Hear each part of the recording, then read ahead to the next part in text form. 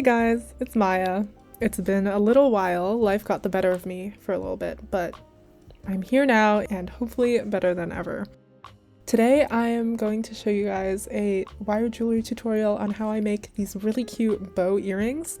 I've been seeing bows everywhere in the past year and I'm sure that they'll only get more popular, so I thought I'd hop on the trend and try out some designs, and I actually think they're really cute. I really like them. So I hope you guys enjoyed this video and let's just get into it. As always, I'll start off this video with showing you guys all the materials you'll need to complete these projects. First, obviously you need pliers. From left to right we have cutters, flat nose pliers, and round nose pliers. I'm going to mix up that order immediately, so please just ignore that. I'll put the names on the screen. But yeah, these ones are all three that I think are essential for manipulating wire. You can technically go without flat nose pliers and just use round nose pliers, but flat nose pliers are really useful in their own way, so I'd recommend all three. Next is the type of wire that I use for these bows. Mainly I use 18 gauge on the left and 22 gauge on the right, but you could go up and down a few gauges for either one if you so wish. Generally, the thicker the wire is, the lower the gauge. For example, this wire is 16 gauge, which is thicker than 18 gauge, and it is more sturdy, but it's also harder to manipulate, so keep that in mind. Next, of course, you'll need earring hooks or some type of thing to attach the bow to your ear.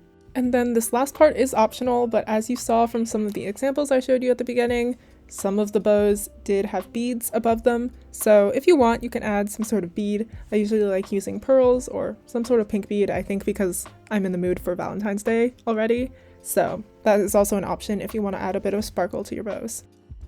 The last thing that might be useful is a wire rounder. It basically rounds the ends of your wire so that they're less sharp and pokey. But yeah, this part is kind of optional if you don't have it.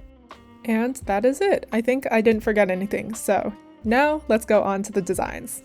The first design that I will show you is the very basic bow with the short ribbons. But as I mentioned before, all the ribbons are kind of made in the same way, no matter how long or short they are. So once you know how to make these, you basically know how to make the rest. But I think I will record clips of me making the rest, just in case you guys want more repetition, because I know that is always useful when I'm watching tutorials. We're going to start off using our round nose pliers and 18 gauge wire to create a few jump rings, or loops, for the jewelry. Now, I know that technically jump rings can be bought, and I do buy them for most things, but with these bows, I find that I like when the color of the bow matches exactly with the color of the jump ring, and so I think it's just easiest to make the jump ring out of the wire I used to make the bow. So yeah, you just create the loop with your round nose pliers, and then snip the loop off right where the two ends meet using the cutters. And now I'm just going to repeat the same exact process and make another one for the second earring.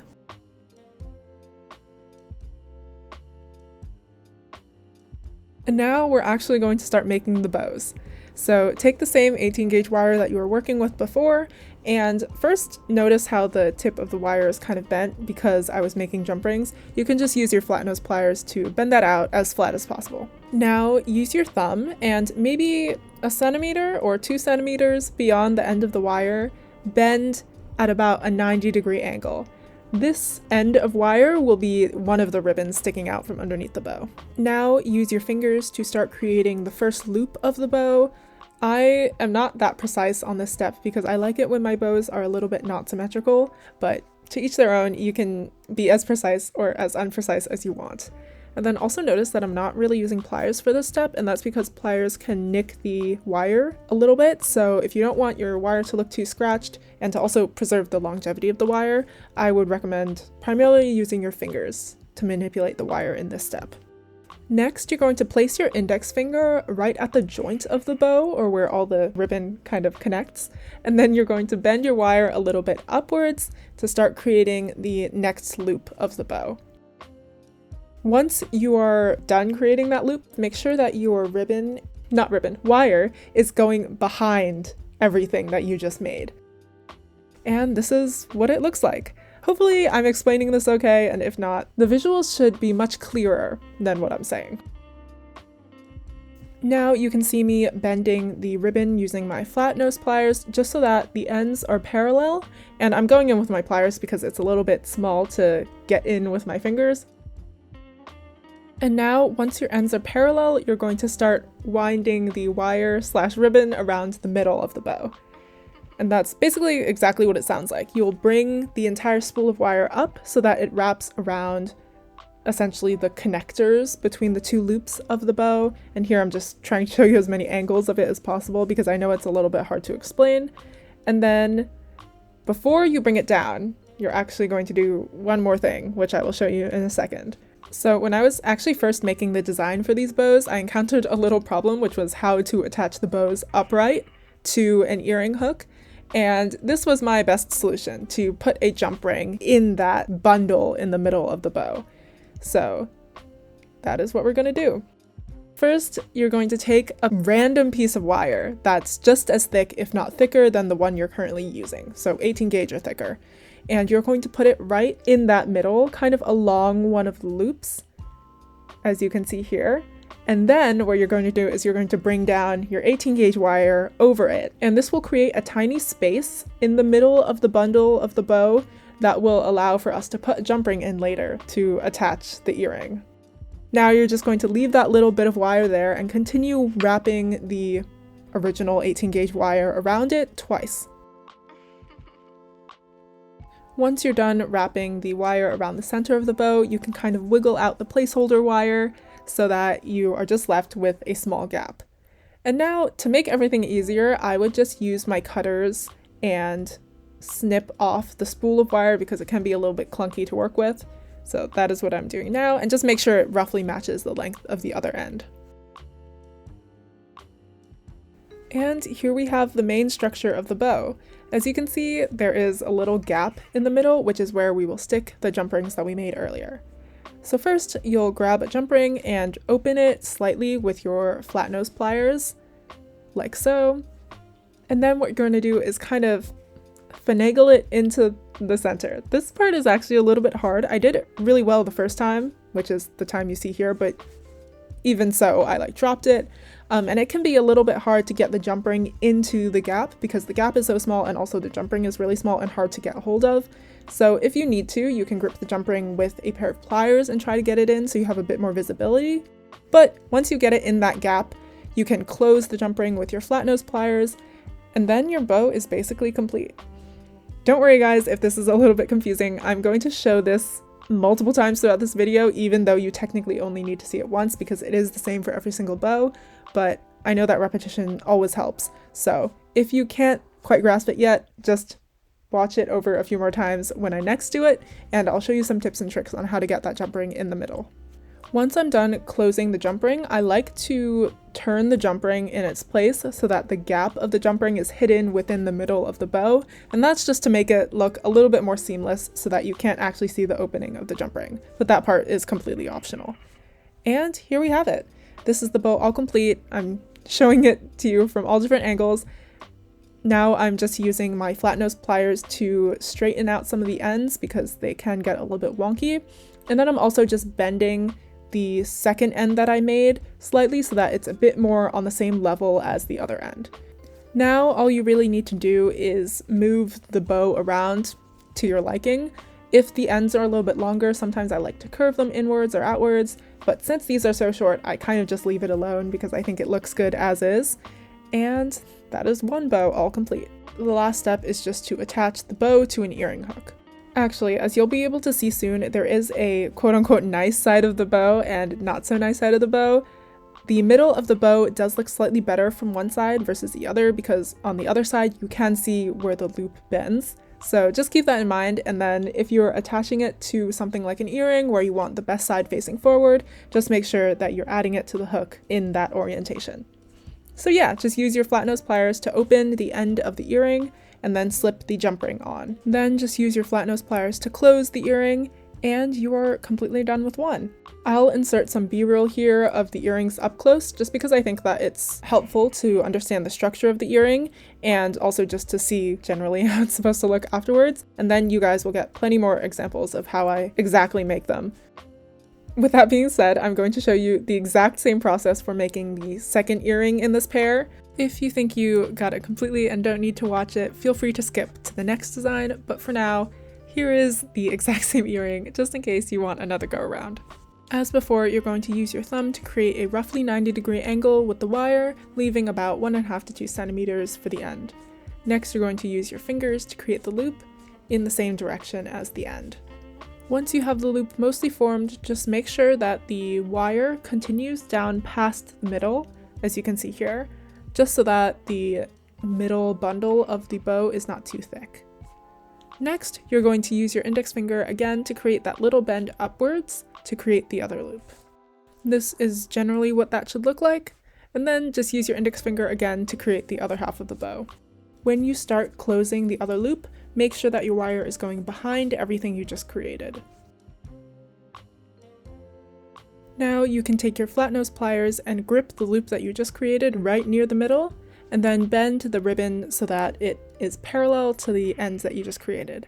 Also, I keep on saying ribbon instead of wire, just know that in this video I'm using them interchangeably, even though this is obviously not ribbon. Now you're going to start bending the wire upwards to start creating the little bundle that's in the center of the bow. But before you start dragging the wire down, you're going to stick that placeholder piece of wire in the center so that you leave a little room for the jump ring. With the placeholder wire in place, you're going to bring your 18 gauge wire down and around once more to create 2 loops around the middle. And then after you're done with the 2 loops, just bring the wire back down so that it's parallel again with the first end that you created. Once you have the second end positioned how you want it, simply use your cutters to cut it around the same length as the first end, and then you can wiggle out the placeholder wire. Now the last step is just to insert the jump ring. You'll see with this round I actually have a much harder time inserting the jump ring. Sometimes the gap that you leave for the jump ring in the middle can be a little bit smaller or a little bit larger than you intend, so just keep that in mind. I've intentionally sped this part up, but you can basically see how much of a struggle I'm having with this jump ring because I don't know why, maybe it's just the angle. You'll see that the channel that you leave is not exactly straight, so it's a little bit more difficult to insert anything in it. But yeah, after I show you how much I struggled, I'll show you how I actually solved this problem. So once I decided I was fed up with trying to force it in, I pried up the end of the ribbon that I most recently pressed down, so the second end, and this way it's actually much easier to get the jump ring in because you only need to get it through 1 loop instead of 2, if that makes sense. And did I get it in this time? Okay, so I'm still struggling a little bit. Give me a second. And there we go. I think I got it in at this point. I've obviously cut a lot of the footage, but it did take me maybe 5 minutes or so to get it in. Not 5 minutes, but like maybe 1 or 2. Anyways, I like to keep some semblance of competency.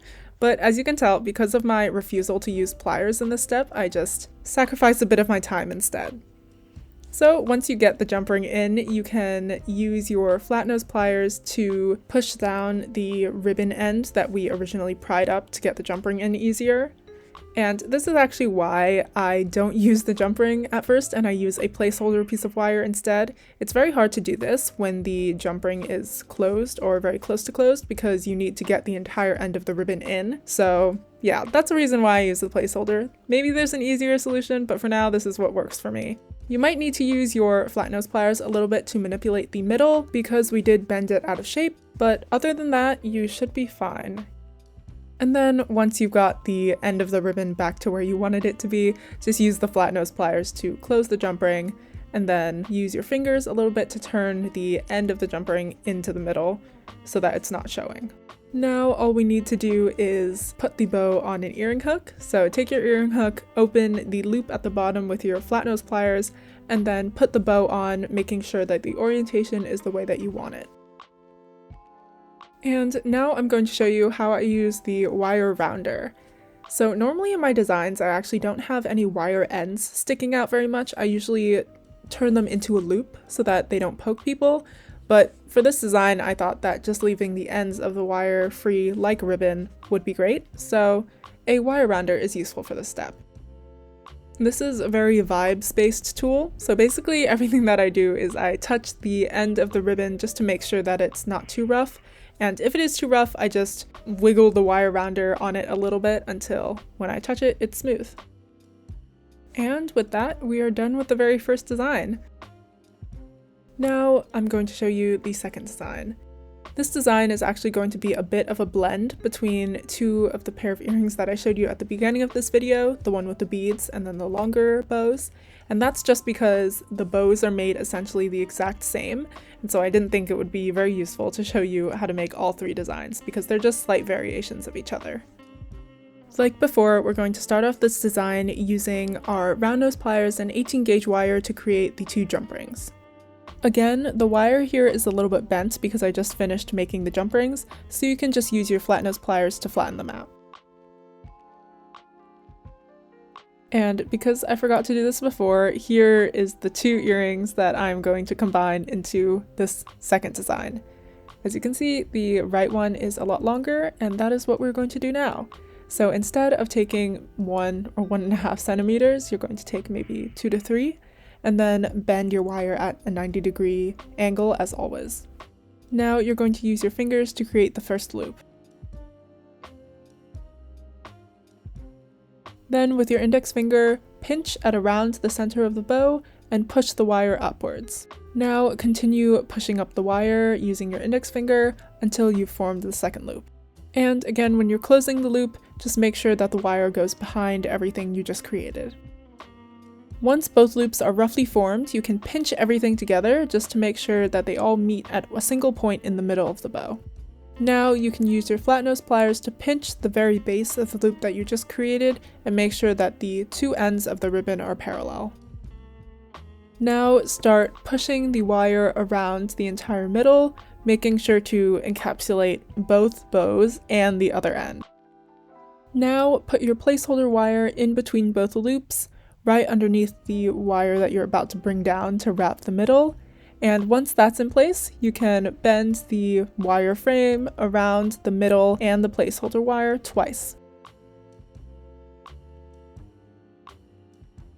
Once you're done wrapping the center, bring the second end that you've just created down and snip it roughly at the same length as the first end.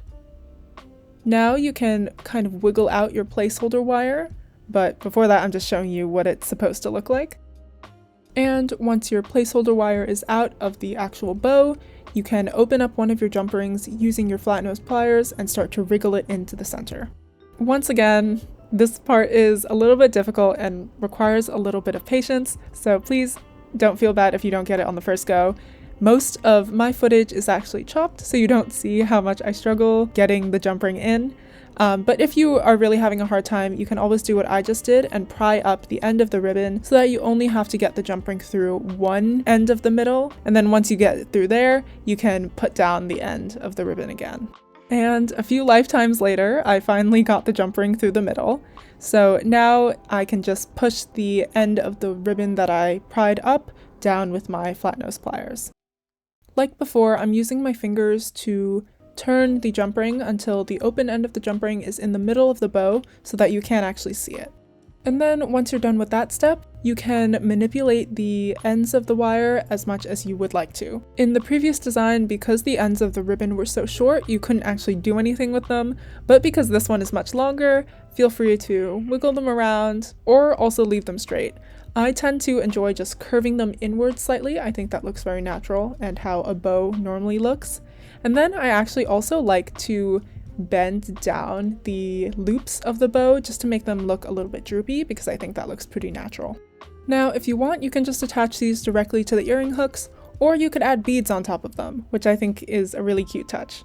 So take your 22 gauge wire and insert the bead on any orientation. It doesn't really matter whether it's head or tail first.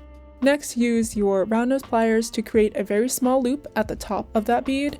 And once you create that loop, kind of bend it backwards a little just so that it is completely symmetrical and centered. Next, use your cutters to cut maybe around 3/4 of a centimeter underneath the bead. And then using your round nose pliers again, you can create a second loop. It's useful to note here that I make the two loops at either end of the bead perpendicular to each other, not parallel. And that's just because of the orientation of the loop at the bottom of the earring and the loop at the top of the bow. So if you made them in the same direction, the bow would actually face the wrong way. So yeah, you can experiment with that. It also depends on the orientation of your earring hooks. Now grab the bead that you just created and using your flat nose pliers, pry open the tail end of the bead, so the loop at the tail end. And then you can just slip that onto the jump ring at the top of the bow. Now just use your flat nose pliers to close the loop that you just opened. Like before, use your flat nose pliers to open up the loop at the bottom of the earring hook and then slide the top loop of the bead onto it. And that is it for this design. I really like it. I think it's cute to add the bead, but again, that is optional, and that is really the only reason why you would need 22 gauge wire. So if you're not planning on adding a bead, you don't need 22 gauge wire. But before I wrap everything up, I just wanted to give you guys one more tip. If you are making these bows that are slightly longer in length, you can always just use a bow that you made previously to measure out how much you want the length of the end to be in your second earring. And I was just struck by a random spark of inspiration at the end here, so if you would like, you can also curve in the ends of your wire using your round nose pliers for bows that are slightly longer in length, and then you can dangle beads off of the ends, which I think is actually really cute. It adds a little bit of movement and sparkle to the earring that is a little bit lost when you just have the wire and not a bead. So yeah, that is one option. And here's how I add those beads if anyone is interested in doing this. First, because these beads are going to be at an end, they're not going to be bracketed by loops. So the thing I do to make sure the bead doesn't slide off of the wire is use my flat nose pliers to pinch a tiny bit of the end of the wire and bend it at a 90-degree angle so that it's small enough to not poke anyone, but also big enough so that the bead doesn't slide off the end. Then slide the bead right to the end and cut the wire around 1/2 centimeter to 1 centimeter above the bead. Then use your round nose pliers to create a loop above the bead, and that is basically it. I know that a lot of people use head pins instead of this technique, and I think head pins can look way better if your bead is slightly larger, but I do think that this method works well enough for really small beads, and I also like that I'm using the same wire so it matches the color of the bow, because sometimes purchasing components from different sources can result in different colored metals, and I just like everything to be cohesive, so when I don't have to, I usually try not to use head pins. And now you can just open the loop at the top of the bead and attach it to the bottom of the bow where you made the loops. And this is me going on a little bit of a tangent, but while you watch me work, I wanted to say that I think bows are really popular because they're so versatile. You can tie them on anything, and every time you tie them, they look slightly different. And I think that idea definitely carries over when you're making bows with wire. You can make them in all different kinds of shapes and sizes. You can add beads to the tops or the bottoms, even to the middle, I think. I haven't figured out a way to do that yet, but that will probably be next on my agenda. And yeah, I just like that they're so versatile and you can make so many little modifications to make it a different look. And I think that's all I had for you guys today. I really hope you guys enjoyed this tutorial. I had a lot of fun making it. Even though I try not to jump on too many trends, I think that the bow trend is kind of here to stay. I think it's really cute. So yeah, I hope you guys enjoyed this. I hope the designs weren't too difficult to understand. And as always, feel free to ask me any questions or give me any constructive feedback in the comment section. I think the next thing I'll do is give you guys a quick little sneak peek into what my next video tutorial will be about. I think I'll make these earrings for you guys. They have been decently popular in all of my craft fairs, and on Instagram someone requested to see the tutorial for them, so of course I will oblige. And yeah, I think they actually kind of give similar vibes to the bow earrings. This is also another earring design that's pretty popular, these like heart planet type designs. I also really like them, so maybe I will include that in another video. In any case, I think I will let you guys go now. So bye, thank you guys so much for watching, and I will see you in the next one.